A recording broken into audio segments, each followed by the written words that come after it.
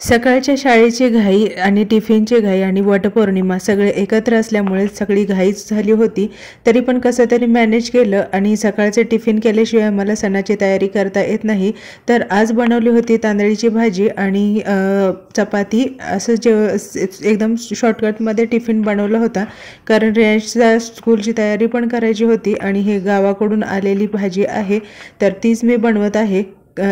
परवाच मी गावाकडून आले आणि आज वटपौर्णिमा आहे, तर सगळी कामं मला उरकायची होती. बाकीची बऱ्यापैकी तयारी मी कालच करून ठेवली होती, त्याच्यामुळं ना आज जास्त घाई नव्हती. तर टिफिन आणि रेयांचं स्कूलचं बघून मला आजचा वटपौर्णिमाची तयारी करायची होती आणि पूजेला जायचं होतं. तर सकाळी टिफिन बनवले आणि सगळ्यांचा नाश्ता वगैरे किंवा रेयांचं स्कूल सगळं उरकून घेतलं. त्याला स्कूलमधून घेऊन आले आणि त्याच्यानंतर मग आम्ही वट पूजण्यासाठी इथे जवळच आमच्या घराच्या थोडंसं पुढच्या साईडला झाड आहे वडाचं, तिथं गेलो. नमस्कार मैत्रिणींनो, श्री स्वामी समर्थ. आणि आज गेल्या वट पौर्णिमेच्या तुम्हा सर्वांना खूप खूप शुभेच्छा. तर चला मग आजचा ब्लॉग आहे माझा वटपौर्णिमेवरती. सिंपल असा ब्लॉग बनवला आहे, कारण मला भरपूर कामं होती. टिफिन बनवायचे होते, रेयांचं स्कूलचं बघायचं होतं आणि त्याच्यानंतर वटपौर्णिमेचा सण साजरा करायचा होता. तर सकाळची कामं उरकून झाल्यानंतर मी आणि मम्मी तयारीला लागलो वटपौर्णिमेला जाण्यासाठी. जास्त काही मेकअप किंवा नटण्याच्या भानगडीत नाही पडले मी, कारण तसा वेळ नव्हता माझ्याकडे. तर सिंपल अशीच हेअरस्टाईल केली आणि जी सोपी पटकन नेसता येईल पण चांगली साडी मी घातली आणि थोडीसं बघा रेयांशला घेऊन जायचं होतं, त्याच्यासोबत व्हिडिओ काढत होते. तर तो बघा मस्ती कसा घालतो, त्याला व्हिडिओ काढायचाच नव्हता. तर पूजेची तयारी केली आणि आम्ही वटपौर्णिमेला पूजा करण्यासाठी निघालो. तिथं भरपूर गर्दी होती, बऱ्याच बायका जमल्या होत्या आणि आम्हाला बघा असं वेटिंगवर उभं राहायला लागलं होतं. तरी ऊन जास्त नव्हतं, थोडंसं ऊन होतं, पण छान वाटत होतं. त्या बायका गाणी म्हणत होत्या आणि त्याच्यानंतर त्या गाण्यासोबत त्या वडाला फेऱ्या मारत होत्या, त्यामुळे थोडासा टाईम लागला आणि खूप छान वाटत होतं असं.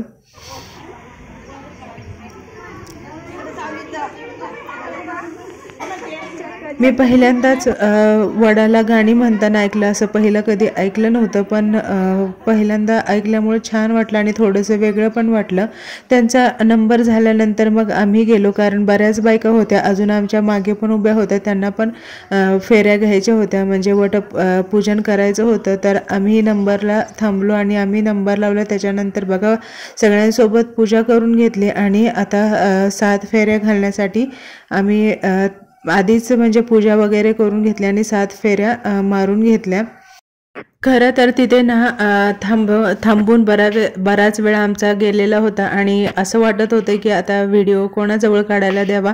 तर योगायोगाने मम्मीच्या ओळखीचे एक आले होते, त्यांनाच व्हिडिओ काढायला सांगितला. त्याच्यामुळे ना हा व्हिडिओ काढता आला नाही. तरी पूजा करण्यात आणि आपणच पूजा करत असेल आणि आपणच व्हिडिओ कसा काढायचा हा पण प्रश्न मला पडला होता. तर पूजा पण खूप छान झाली आणि थोडाफार जसा जमेल तसा त्यांनी व्हिडिओ पण काढला, त्याच्यामुळं मस्त वाटलं.